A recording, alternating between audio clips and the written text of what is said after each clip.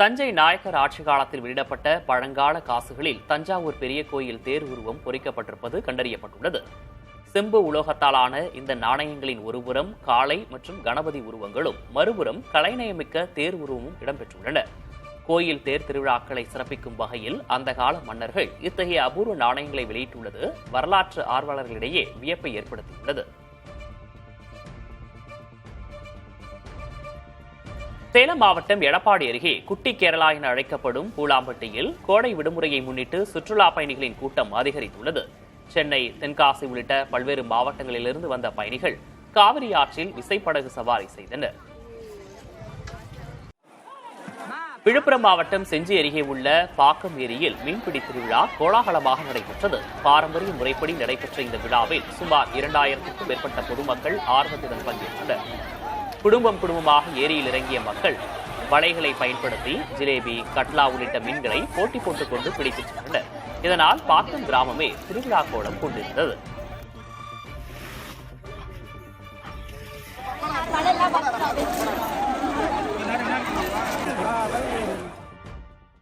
திண்டுக்கல் மாவட்டம் சின்னாலப்பட்டி அருகே இருசக்கர வாகனம் மீது அரசு பேருந்து மோதிய விபத்தில் வடமாநில இளைஞர்கள் 2 சம்பவ இடத்திலேயே உயிரிழந்தனர்.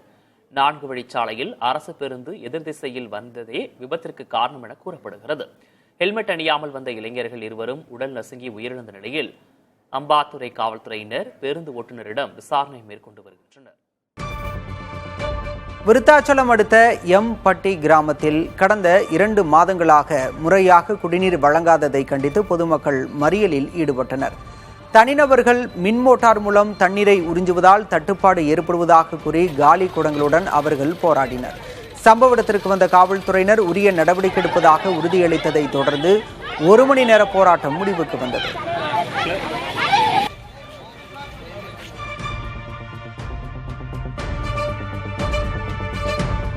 பருவமழை காலத்தில் வெள்ளத்தை முன்கூட்டியே துல்லியமாக கணிக்க மத்திய அரசு செயற்கை நுண்ணறிவு தொழில்நுட்பத்தை பயன்படுத்த திட்டமிட்டுள்ளது. இதன் மூலம் வெள்ள அபாயத்தை 4 வாரங்களுக்கு முன்பே கண்டறிந்து 75% துல்லியத்துடன் முன்னெச்சரிக்கை நடவடிக்கைகளை எடுக்க முடியும் என எதிர்பார்க்கப்படுகிறது. நதி படுகைகளில் மேற்கொள்ளப்பட்ட சோதனையில் வெற்றி பெற்றுள்ள இந்த நவீன தொழில்நுட்பம் பேரிடர் காலங்களில் பொதுமக்களையும் உட்கட்டமைப்புகளையும் பாதுகாக்க பெரிதும் உதவும் என அதிகாரிகள் தெரிவிக்கின்றனர்.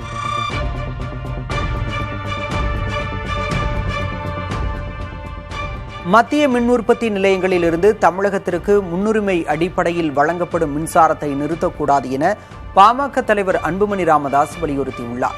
இதுகுறித்து அறிக்கை வெளியிட்டுள்ள அவர், ஏல முறையை அமல்படுத்தினால் மின்சார விலை உயரும் என்றும் மத்திய மின் நிலையங்களால் ஏற்படும் பாதிப்புகளை தமிழகம் எதிர்கொள்ளும் நிலையில் அந்த நிலையங்கள் லாபம் பார்ப்பது நியாயமற்றது என்றும் அவர் சாடியுள்ளார். எனவே தற்போதுள்ள முறையிலேயே மின்சாரம் வழங்க வேண்டும் என்றும் மத்திய அரசை அன்புமணி ராமதாஸ் கேட்டுக் கொண்டுள்ளார். உதகையில் மே மாதம் நடைபெறவுள்ள மலர் கண்காட்சிக்காக தாவரவியல் பூங்காவை தயார் செய்யும் பணிகள் தீவிரமடைந்துள்ளன. இதற்காக மேரிகோல்டு, டேலியா உள்ளிட்ட 40,000 மலர் தொட்டிகள் காட்சி மாடங்களில் அடுக்கி வைக்கப்பட்டுள்ளது. லட்சக்கணக்கான மலர் செடிகள் பூக்க தொடங்கியுள்ள நிலையில் சுற்றுலா பயணிகளை கவரும் வகையில் 100கணக்கான ஊழியர்கள் பூங்காவை அழகுபடுத்தும் பணியில் முழுவீச்சில் ஈடுபட்டுள்ளனர்.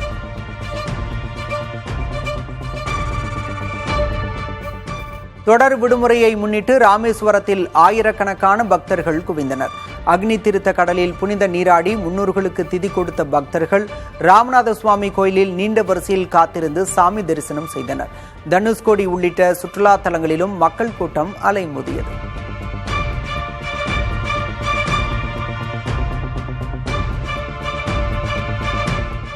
சேலம் மாவட்டம் ஆத்தூரில் மஞ்சள் விலை தங்கம் போன்று உயர்ந்துள்ளது. விறுவிறுப்பாக நடைபெற்ற ஏலத்தில் பனங்காலி மஞ்சள் குவிண்டால் 36,999 ரூபாய்க்கு விற்பனையானது.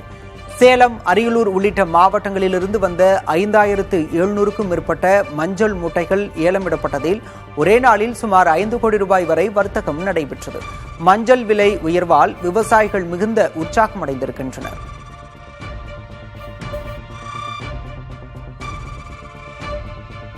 கோடை விடுமுறை காரணமாக திருச்செந்தூர் முருகன் கோயிலில் பக்தர்கள் கூட்டம் அலைமோதியது. அதிகாலை முதலே கடலில் புனித நீராடி நாழி கிணற்றில் குளித்த பக்தர்கள் நீண்ட வரிசையில் காத்திருந்து சாமி தரிசனம் செய்தனர். பக்தர்களுக்காக குடிநீர் உள்ளிட்ட அடிப்படை வசதிகள் செய்யப்பட்டுள்ளன.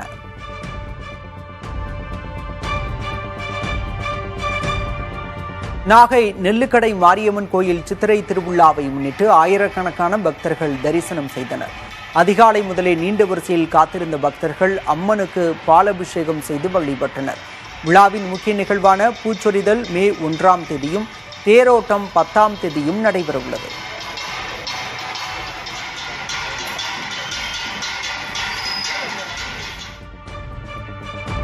திருவண்ணாமலை அண்ணாமலையார் கோயிலில் வார விடுமுறையை முன்னிட்டு பல்லாயிரக்கணக்கான பக்தர்கள் குவிந்தனர். அதிகாலை 5 மணி முதலே நடை திறக்கப்பட்டு சிறப்பு அபிஷேகங்கள் நடைபெற்ற நிலையில் இலவச தரிசனத்திற்கு 2 மணி நேரமும் கட்டண தரிசனத்திற்கு 1 மணி நேரமும் பக்தர்கள் காத்திருந்து சாமி தரிசனம் செய்தனர். பக்தர்களின் வசதிக்காக குடிநீர், நீர்மோர் உள்ளிட்ட அடிப்படை வசதிகளை கோயில் நிர்வாகம் செய்து கொடுத்துள்ளது.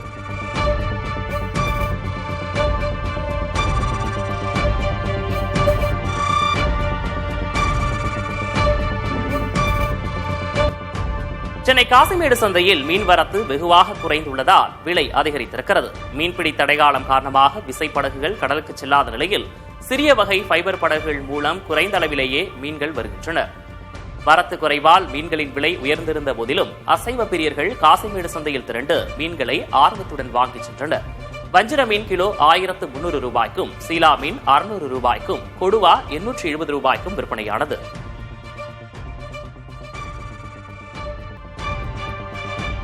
சென்னைக்கு குடிநீர் வழங்கும் முக்கிய ஆதாரமான புழலேரியின் நீர்மட்டம் கோடை வெயிலின் தாக்கம் மற்றும் நீர்வரத்து இல்லாததால் படிப்படியாக சரிந்து வருகிறது.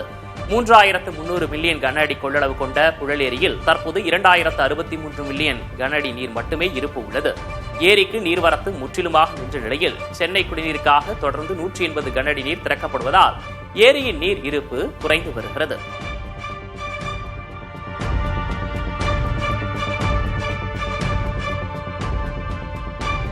சென்னையில் கோடை காலத்தில் தடையின்றி குடிநீர் விநியோகம் செய்யப்படும் என குடிநீர் வாரிய அதிகாரிகள் தெரிவித்துள்ளனர். சென்னை மாநகர் மற்றும் புறநகர் பகுதிகளில் வசிக்கும் பொதுமக்களுக்கு பூண்டி, சோழவரம், புழல், கண்ணன்கோட்டை, தெருவாய்க்கண்டிகை, செம்பரபாக்கம் மற்றும் வீராணம் ஏரிகளிலிருந்து குடிநீர் விநியோகம் செய்யப்பட்டு வருகிறது. இந்த ஏரிகளின் மொத்த கொள்ளளவு 13.22 டிஎம்சி என்ற நிலையில் தற்போது 9 டிஎம்சி தண்ணீர், அதாவது 68.56% இருப்பு உள்ளது. இந்த நீர் இருப்பு சென்னையின் குடிநீர் தேவையை சுமார் 9 மாதங்கள் சமாளிக்க போதுமானதாக இருக்கும் என குடிநீர் வாரிய அதிகாரிகள் கூறியுள்ளனர்.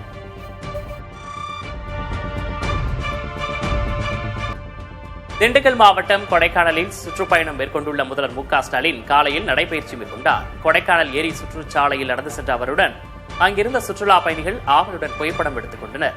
முதல்வருடன் சேர்ந்து அவரது மனைவி துர்கா ஸ்டாலின் மற்றும் மகள் செந்தாமரை ஆகியோரும் நடைபயிற்சி மேற்கொண்டனர். சட்டமன்ற தேர்தல் முடிவடைந்துள்ள நிலையில் வாக்கு எண்ணிக்கைக்கு 1 வாரம் இருப்பதால் ஓய்வெடுப்பதற்காக முதல்வர் கொடைக்கானல் சென்றுள்ளார். எல்பிஜி ஆட்டோ கேஸ் தட்டுப்பாடு காரணமாக சென்னையில் ஆட்டோ ஓட்டுநர்கள் தொடர்ந்து பெரும் சிரமத்தை சந்தித்து வருகின்றனர். ஒரு சில பங்குகளில் மட்டும் ஆட்டோ கேஸ் கிடைப்பதால் அந்த பங்குகளை நோக்கி நூற்றுக்கணக்கான ஆட்டோக்கள் படையெடுத்து வருகின்றன. சென்னையில் 50க்கும் மேற்பட்ட எல்பிஜி கேஸ் நிரப்பும் நிலையங்கள் இருந்தாலும் பெரும்பாலான நிலையங்கள் மூடியே இருக்கின்றன. இது ஆட்டோ ஓட்டுநர்களை கடுமையாக பாதித்துள்ளது. கிட்டத்தட்ட 30 நாளா தட்டுப்பாடு இருக்கு.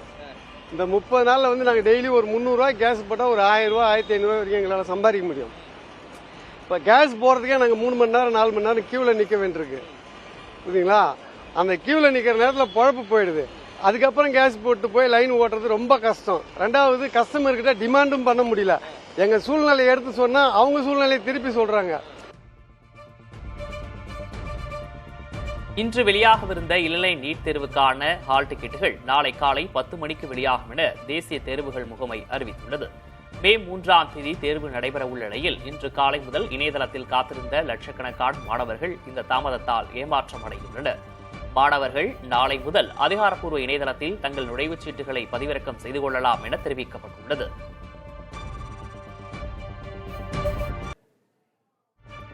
இந்திய வானிலை ஆய்வு மையத்தின் இணையதள பக்கத்தில் ஹிந்தி முதன்மை மொழியாக மாற்றப்பட்டிருப்பது சர்ச்சையை ஏற்படுத்தியுள்ளது. இதற்கு முன்பு வரை இந்த இணையதளத்தை பயனர் திறக்கும் போது அது ஆங்கிலத்தில் மட்டுமே தோன்றும். ஹிந்தி மொழி தேவைப்படுபவர்கள் மட்டுமே தளத்தின் உள்ளே சென்று மொழியை மாற்றிக்கொள்ளும் வசதி இருந்தது. தற்போது செய்யப்பட்டுள்ள மாற்றத்தின்படி இணையதள முகவரிக்குள் சென்ற உடனே பக்கம் முழுவதும் ஹிந்தி மொழியில் காட்சியளிக்கிறது. இதனால் லாங்குவேஜ் செட்டிங்ஸ் மூலம் ஆங்கில மொழியை மாற்ற வேண்டிய நிலை உருவாகியுள்ளது. இந்த திடீர் மொழி மாற்ற நடவடிக்கை விவாதப் பொருளாகியுள்ளது. வரும் சட்டமன்ற தேர்தலில் காங்கிரசுடன் கூட்டணி என அறிவித்துள்ளார் சமாஜ்வாதி கட்சி தலைவர் அகிலேஷ் யாதவ். தாங்கள் ஆட்சிக்கு வந்தால் விவசாய கடன் தள்ளுபடி செய்யப்படும், கரும்பு விவசாயிகளுக்கு கொள்முதல் பணம் 24 மணி நேரத்தில் வழங்கப்படும் என்றும் அவர் கூறியுள்ளார். மறுபுறம் உத்தரப்பிரதேசத்தில் யோகி ஆதித்யநாத்தே தங்கள் முதல்வர் வேட்பாளர் என கூறியுள்ளார் பாஜக தேசிய தலைவர் நிதின் நபீன். உத்தரப்பிரதேச தேர்தலில் 25 தொகுதிகளில் போட்டியிட விரும்புவதாகவும் அதை தராவிட்டால் தனித்து போட்டியிடவும் தயார் என்றும் கூறியுள்ளார் பாஜகவுடன் கூட்டணியில் உள்ளவரும் மத்திய அமைச்சருமான ராமதாஸ் அதவாலே. பாஜகவுடன் பகுஜன் சமாஜ் கூட்டணி அமைக்கும் என்று வெளியான தகவல்களை வதந்தி என மறுத்துள்ளார் அக்கட்சியின் மாயாவதி. 2014ஆம் ஆண்டிலிருந்து சட்டமன்ற மற்றும் மக்களவைத் தேர்தல்களில் தொடர்ச்சியாக 10 ஆண்டுகளாக வெற்றி வாகை சூடிய பாஜக கடந்த 2024ஆம் ஆண்டு மக்களவைத் தேர்தலில் கடும் சரிவை கண்டது. 75 இடங்களில் போட்டியிட்ட பாஜக 33இல் மட்டுமே வென்றது. சமாஜ்வாதி 62 இடங்களில் நின்று 37 இடங்களில் வென்றது. பாஜக இம்முறை மக்களவையில் தனி பெரும்பான்மை பெற இயலாமல் போனதற்கு உத்தரப்பிரதேசத்தில் ஏற்பட்ட சரிவே முக்கிய காரணமாக அமைந்தது.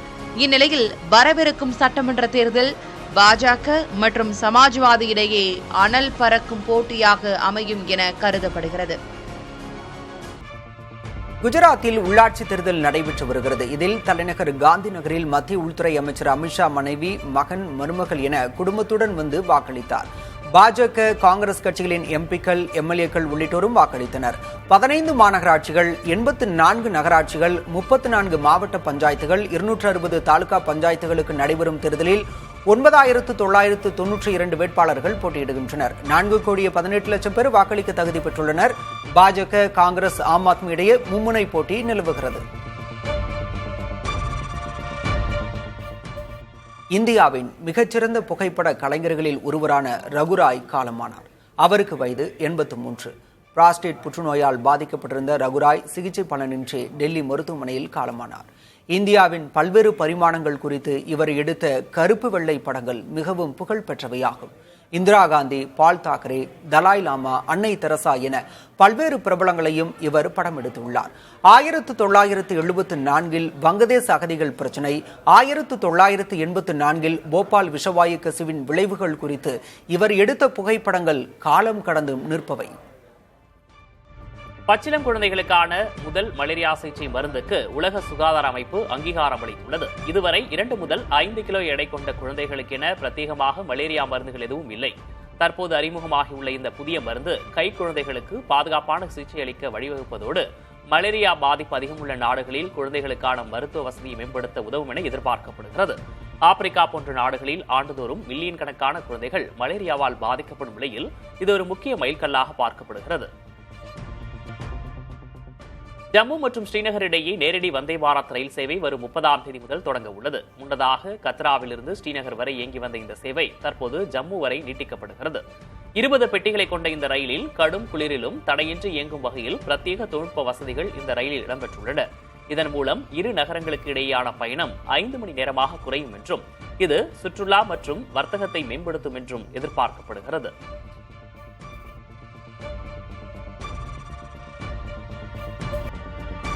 ஈரானுடனான போரை நிறுத்த போதிய முயற்சிகள் எடுக்கவில்லை என இஸ்ரேல் அரசை கண்டித்து அந்நாட்டு மக்கள் பேரணியாக சென்றனர். அதில் பிரதமர் நெதன்யாகுவின் உருவமையையும் அவர்கள் ஏந்திச் சென்றனர்.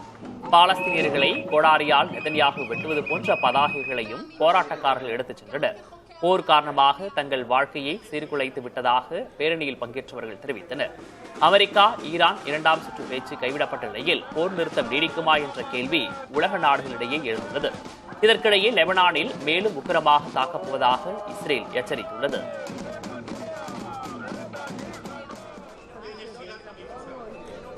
மேற்கு கொலம்பியாவின் காக்கா மாகாணத்தில் நடத்தப்பட்ட குண்டுவெடிப்பு தாக்குதலில் உயிரிழந்தோர் எண்ணிக்கை 14ஆக உயர்ந்துள்ளது. நெடுஞ்சாலையில் வெடிகுண்டுகள் நிரப்பப்பட்ட வாகனத்தை வெடிக்கச் செய்யப்பட்டு நடத்தப்பட்ட இந்த தாக்குதலில் 38 பேர் காயமடைந்து மருத்துவமனையில் அனுமதிக்கப்பட்டுள்ளனர். இந்த தாக்குதலுக்கு FARC கிளர்ச்சியாளர்களே காரணம் என அந்நாட்டு ராணுவம் குற்றம் சாட்டியுள்ளது. அமைதி பேச்சுவார்த்தைக்கு மத்தியில் தொடர்ந்து தாக்குதல்கள் நடத்தப்பட்டு வருவதால் அங்கு பதற்றமான சூழல் நிலவுகிறது.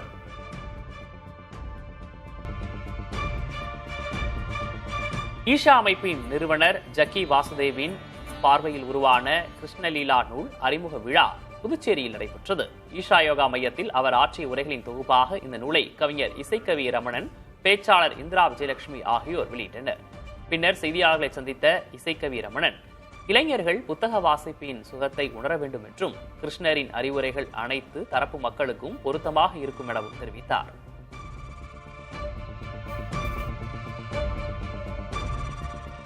எந்த இனமாக இருந்தாலும் சரி, எந்த மொழியாக இருந்தாலும் சரி, எந்த இனம்னு நான் சொல்லும்போது உலகளாவிய இனம் சொல்கிறேன். கிருஷ்ணருடைய அறிவுரைகள் பொருத்தமாகவும் இருக்கும், தேவையாகவும் இருக்கும். அது மட்டும் இல்லை, நம்ம பழகக்கூடிய விதத்துலையும் இருக்கும். யாருக்கும் பொறுமை இல்லை, நேரமும் ஒரு தொல்லையாக தான் இருக்குது. இந்த ஆடியோ புக்ஸ் அப்படிங்கிறது இதுதான் நவீன வாசிப்புன்னு வச்சுக்கணும், புத்தக வாசிப்புன்னு வச்சுக்கிட்டா அப்போது சரியாக வரும். மும்பை வந்துள்ள பிரபல பாப் பாடகி ரிஹானா தனது பென்டி பியூட்டி அழகான சாதனை பிராண்டாக அறிமுக விழாவில் கலந்து கொண்டார். அப்போது தமிழ்நாட்டைச் சேர்ந்த சமூக வலைதள பிரபலம் ஒருவரை அவர் சந்தித்தார். அவரிடம் பரதநாட்டிய முத்திரைகளையும் உணர்ச்சிகளை வெளிப்படுத்தும் பாவனைகளையும் ரிஹானா ஆர்வமுடன் கற்றுக்கொண்டார். இந்த வீடியோ சமூக வலைதளங்களில் வைரலாகி வரும் நிலையில் இந்திய கலாச்சாரத்தின் மீது அவர் காட்டிய ஆர்வம் ரசிகர்களை வெகுவாக கவர்ந்துள்ளது.